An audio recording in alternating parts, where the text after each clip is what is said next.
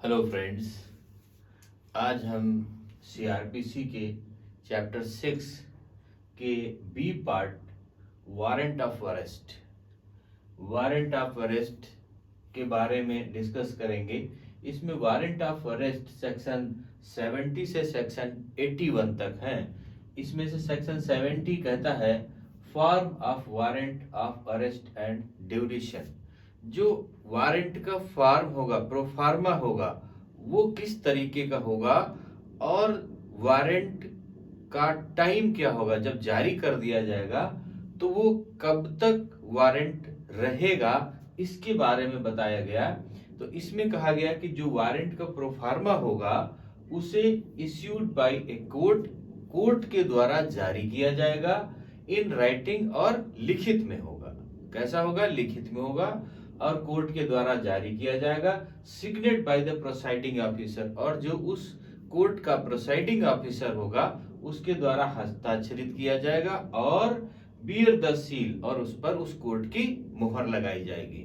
ये बात कह दी कि जो वारंट का प्रोफार्मा होगा वो इस तरीके का होगा। इसके बाद इन्होंने कहा कि ड्यूरेशन, उसका कितना ड्यूरेशन होगा।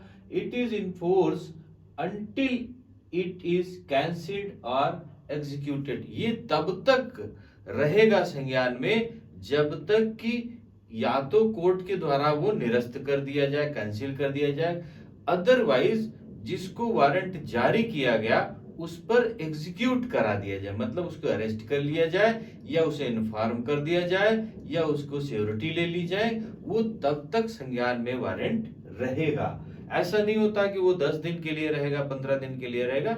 वो जब तक कोर्ट कैंसिल नहीं करेगी तब तक रहेगा। और दूसरी चीज, या तो वो एग्जीक्यूट कर दिया जाए तब तक वो रहेगा। अब इसका सेक्शन 71 कहता है power to direct security to be taken. Security के पोजीशन क्या रहेगी? If such person executed a bond, अगर किसी पर्सन को वारंट रिसीव करा दिया गया और उस वारंट पर ये है कि उसे बॉन्ड श्योरिटी भरा करके कि फला डेट को वो न्यायालय में उपस्थित होगा, ऐसा करा करके उसको छोड़ा जा सकता है। तो इन्होंने कहा कि if such person executed a bond, अगर वो पर्सन जिस पर वारंट तामीला कराया गया है वो बॉन्ड भरने के लिए तैयार है और with sufficient surety for his attendance before the court at a specific time, और जो उस पर टाइम लिखा है, किस पर? वारंट पर, उस टाइम पर कोर्ट में उपस्थित होने के लिए तैयार है। और जो श्योरिटी उस पर लिखी गई है कि 2 श्योरिटी या 1 श्योरिटी, वो श्योरिटी भी देने के लिए तैयार है। बॉन्ड श्योरिटी देने के लिए तैयार है और उस टाइम पर कोर्ट में उपस्थित होने के लिए तैयार है, तो फिर उसे क्या किया जाएगा कि उस अधिकारी का ये पावर होगा कि उसके वो बॉन्ड को ले ले और उस स्पेसिफिक टाइम पर उसका सिग्नेचर करा करके उन बॉन्डों को वो कोर्ट को भेज दे, कोर्ट को प्रेषित कर दे जिस कोर्ट से वारंट जारी किया गया था। ये बात इसके 71 में बताएगी। अब सेक्शन 72 क्या कहता है? Warrants to whom directed.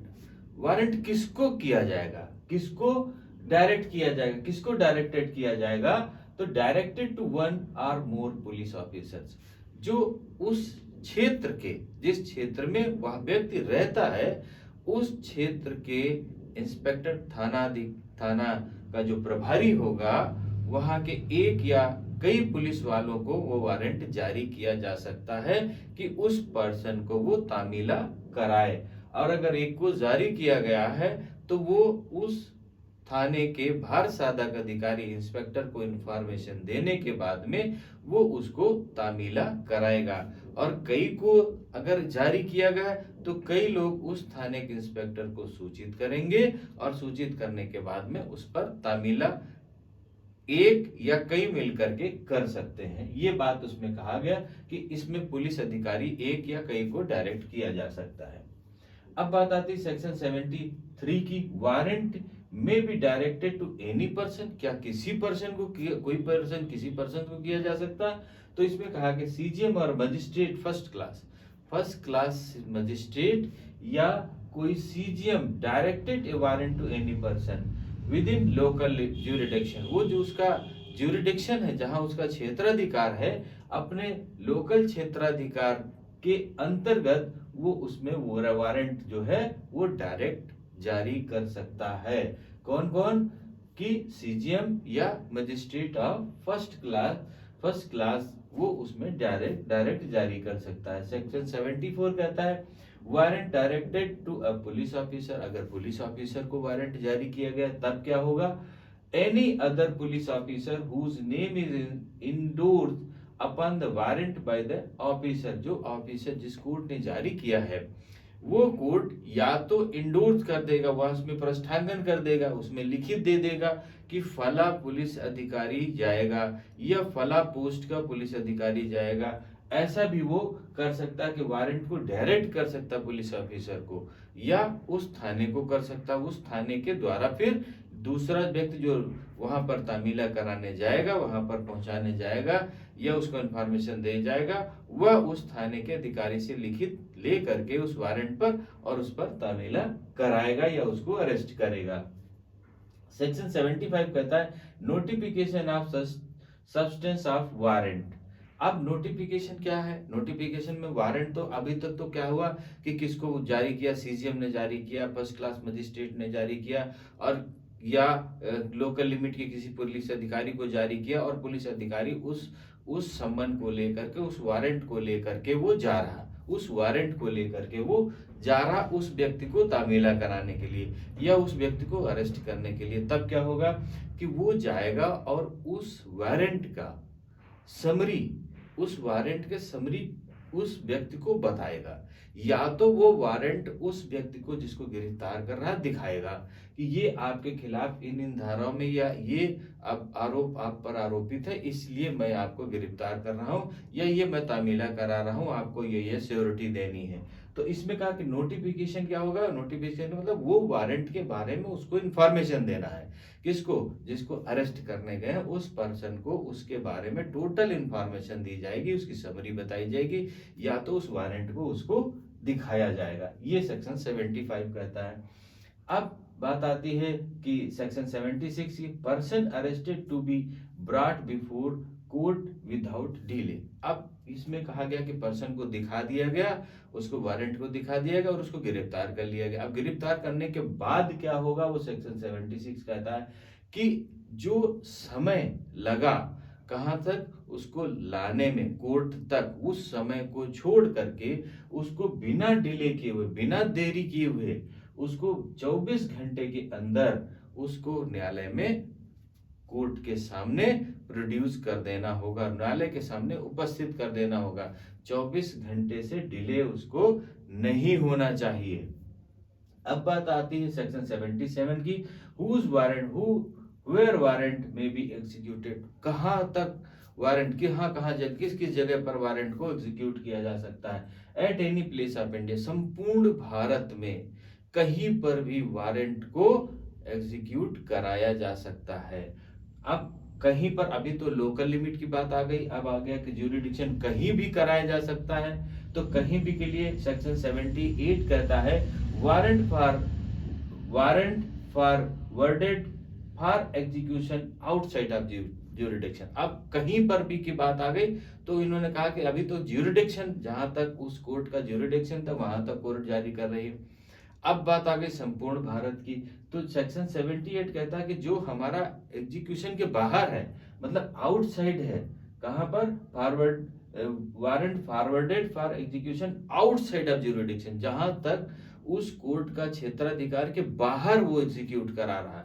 तब क्या करेगा? उसको यहाँ तो था पुलिस अधिकारी को दे दिया और पुलिस अधिकारी ने उसको एग्जीक्यूट करा दिया। अब बाहर के लिए कह रहा है, तो बाहर के लिए क्या करें? फॉरवर्डेड इट बाय पोस्ट, उसको डाक से उस जगह भेजा जाएगा। कहां पर? जहां पर उसको जाना है। किसको भेजा जाएगा? और एनी एग्जीक्यूटिव मजिस्ट्रेट, वहां का जिस क्षेत्र में उसको एग्जीक्यूट कराना है उस क्षेत्र के एग्जीक्यूटिव मजिस्ट्रेट को या डिस्ट्रिक्ट सुपरिटेंडेंट ऑफ पुलिस को या कमिश्नर ऑफ पुलिस को, जो उसके लोकल लिमिट का होगा, उस क्षेत्र का लोकल लिमिट का executive magistrate, district superintendent of police and commissioner of police, जो वहां की होगी लोकल लिमिट की, उसको ये कोर्ट नोटिस, उसको ये कोर्ट वारंट को भेज देगा। अब वो अधिकारी कौन, executive magistrate, district superintendent of police, commissioner of police क्या करेगी, उसको it is also inform that the arrest person within whether bail should be और शुड नॉट बी ग्रांटेड। और उस जो वारंट जाएगा, वारंट में ये भी लिखा जाएगा कोर्ट के द्वारा कि उसको बेल दी जा सकती है या नहीं दी जा सकती है, ये लिख करके उसको भेजा गया। अब एग्जीक्यूटिव मजिस्ट्रेट जो उसका लोकल क्षेत्राधिकार को उसको भेजा गया, एग्जीक्यूटिव मजिस्ट्रेट क्या करेगा, उस लोकल थाने को भेजेगा और थाने के एसओ को भेजेगा और एसओ उसको उस पर्सन को एग्जीक्यूट कराएगा। अब उस पर्सन को एग्जीक्यूट कराने के बाद में एसओ क्या करेगा, जो स्टेशन पुलिस स्टेशन का अधिकारी होगा, इंस्पेक्टर होगा, वह उस व्यक्ति को अरेस्ट करके जो लोकल ज्यूरिडिक्शन का जिसको ये भेजा गया एग्जीक्यूटिव मजिस्ट्रेट या डिस्ट्रिक्ट सुपरिटेंडेंट ऑफ पुलिस या कमिश्नर ऑफ पुलिस के पास लेकर के आएगा, किसको, जिसको अरेस्ट करने को दिया। अब वो जो एग्जीक्यूटिव मजिस्ट्रेट होगा जो लोकल का होगा, जिसने अरेस्ट, जिस मेन कोर्ट का नहीं, जहां पर लोकल लिमिट का होगा, अब वो उसको बताएगा कि अगर वो बेलेबल है तो उसको सियोरिटी सबमिट कराने के लिए कराएगा और सियोरिटी सबमिट करा करके छोड़ देगा और उन सियोरिटीज को क्या करेगा, ओरिजिनल कोर्ट को जहां से वारंट जारी किया गया था वहां को भेज देगा। अगर ऐसा नहीं होगा तो फिर क्या करेगा, वो व्यक्ति, वो एग्जीक्यूटिव मजिस्ट्रेट या डिस्ट्रिक्ट सुपरिटेंडेंट ऑफ पुलिस या कमिश्नर ऑफ पुलिस उस व्यक्ति को क्या करेगा, उसके ओरिजिनल कोर्ट को प्रोड्यूस कर दे, ओरिजिनल कोर्ट को भेज देगा जिस कोर्ट से वारंट जारी किया गया था। अब इसके 79 की बात है, warrant directed to police officer for execution outside of jurisdiction. Outside में अभी किसको भेजा गया है, एग्जीक्यूशन के लिए एग्जीक्यूटिव मजिस्ट्रेट को भेजा गया। अब कहते हैं कि डायरेक्ट अगर पुलिस अधिकारी को भेजा गया तब क्या होगा, पुलिस शैल इंडोर्स्ड either एग्जीक्यूटिव मजिस्ट्रेट। अब पहले तो मजिस्ट्रेट को भेजा गया, मजिस्ट्रेट ने पुलिस को भेजा गया, अब यहाँ क्या हुआ कि डायरेक्ट पुलिस को भेज दिया गया, डायरेक्ट पुलिस को भेज दिया गया, उस थाने को भेज दिया गया। तो वो थाने क्या करेगा कि मजिस्ट्रेट को वो सम्मन पहले दिखाएगा और उसको इन्फॉर्म करेगा, या एसओ को दिखाएगा, उसको इन्फॉर्म करेगा, या एसओ से वो जो उससे एबव जो होंगे अधिकारी उनको दिखाएगा और उनको सूचित करेगा।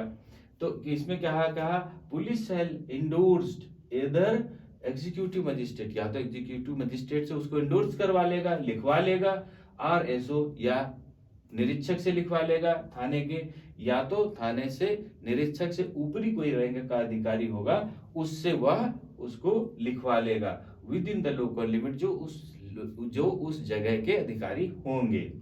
आपका such endorsement shall be sufficient authority to that. अब ये जो उसने इंफॉर्मेशन करा दी किसको, एग्जीक्यूटिव मजिस्ट्रेट को या एसओ को या उसके अधिकारियों को, जो वारंट पर एग्जीक्यूट करा दिया, तो वो उसके लिए अथॉरिटी हो गई।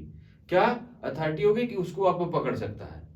क्या किया, जो ओरिजिनल कोर्ट ने डायरेक्ट पुलिस को भेज दिया, अब पुलिस ने क्या किया कि उसको वहां का जो मजिस्ट्रेट था, एग्जीक्यूटिव मजिस्ट्रेट या एसओ या ऊपर के अधिकारी, उनसे उसको इंडोर्स करा लिया कि इस कोर्ट ने द्वारा भेजा गया, इसको हम अरेस्ट करने के लिए जा रहे हैं।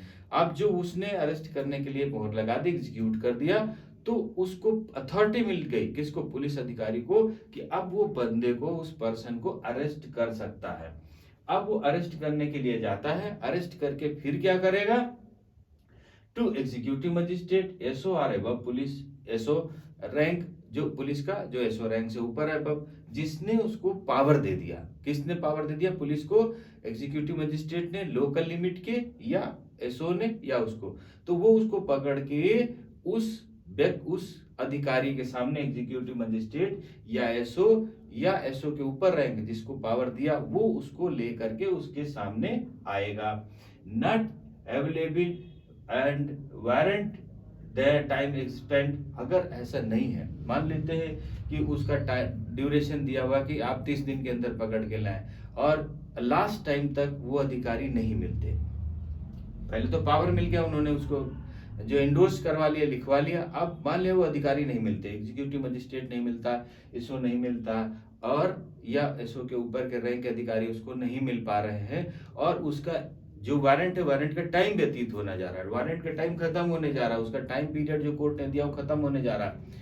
तो उस पुलिस अधिकारी को ये डायरेक्ट भी पावर है कि वो डायरेक्ट उसको पकड़ सकता है, या डायरेक्ट उस पर वारंट का तामीला करवा सकता है।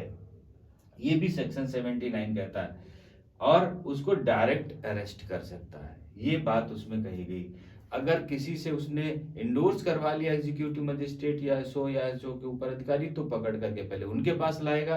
अगर कोई ऐसा अधिकारी नहीं मिला और टाइम बीत रहा है वारंट का, तो उसको डायरेक्ट पकड़ करके जिस कोर्ट ने उसको जारी किया है क्या वारंट, उस कोर्ट को वो भेजेगा। अब बात आती है सेक्शन 80 की, procedure of arrest of person against हुम वारंट इश्यूड।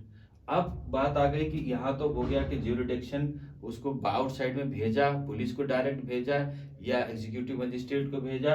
अब इन्होंने कहा कि अब जिस पर्सन के विरोध में भेजा गया, जब उसको अरेस्ट कर लिया गया तब क्या होगा। when warrant executed outside of district, जब बाहर के मतलब उस क्षेत्र के बाहर भेजा जा रहा है तब की बात कर रहे हैं। एंड पर्सन अरेस्टेड, और पर्सन को अरेस्ट कर लिया गया। कोर्ट ने वारंट जारी किया अपने क्षेत्राधिकार से बाहर, डिस्ट्रिक्ट से बाहर, और वहां पर उस व्यक्ति को जिसको कोर्ट ने वारंट जारी किया, उस अधिकारी ने उसको अरेस्ट कर लिया। अरेस्ट करने के बाद क्या करेगा, who is under the 30 kilometre, अगर वो कोर्ट जिसने जारी किया अगर 30 किलोमीटर के अंदर है, अगर 30 किलोमीटर के अंदर है, तो वो व्यक्ति उसको अरेस्ट करके डायरेक्ट कोर्ट को ले आएगा। या एग्जीक्यूटिव मजिस्ट्रेट जिसने उसको पावर दिया, जिसने वारंट पर इंडोर्स किया, तो वो पकड़ करके उस एग्जीक्यूटिव मजिस्ट्रेट के सामने ले आएगा। या एसओ ने किया, या एसओ के उच्च अधिकारी ने उसको इंडोर्स किया, तो उसके सामने वो पकड़ के लोकल लिमिट के ले आए। उसके बाद वो लोकल लिमिट का व्यक्ति उसको मेन कोर्ट जहां से वारंट जारी किया वहां को भेजेगा। ये बात इसमें सेक्शन 80 में कहेगी। अरेस्ट करने के बाद में क्या होगा। अब सेक्शन 81 में कहा गया, procedure bye magistrate before whom such person arrested in brought। अब मजिस्ट्रेट के सामने जब वो पर्सन अरेस्ट कर लिया, अरेस्ट करके लाया गया, तो मजिस्ट्रेट क्या करेगा। अभी हम इसमें बता चुके हैं कि मजिस्ट्रेट में अगर उसमें अरेस्ट पर्सन लाया जा रहा है, तो क्या हो रहा है, directed his removal in custody to such court. उस कोर्ट को ये पावर है कि अगर उसको डायरेक्ट दिया गया कि इसको कस्टडी से छोड़ा जा सकता, बेलेबल है, तो क्या करेगा, it bailable and ready to give sufficient surety then release. अगर वो बेलेबल है और सफिशिएंट श्योरिटी वह पर्सन देने के लिए तैयार है, तो वो मजिस्ट्रेट क्या करेगा, उसका सफिशिएंट बेल बॉन्ड या सफिशिएंट श्योरिटी ले लेगा, और लेने के बाद में उसको रिलीज कर देगा। और सफिशिएंट श्योरिटी कहाँ, ओरिजिनल कोर्ट जहां से वारंट जारी किया था वहां को भेज देगा।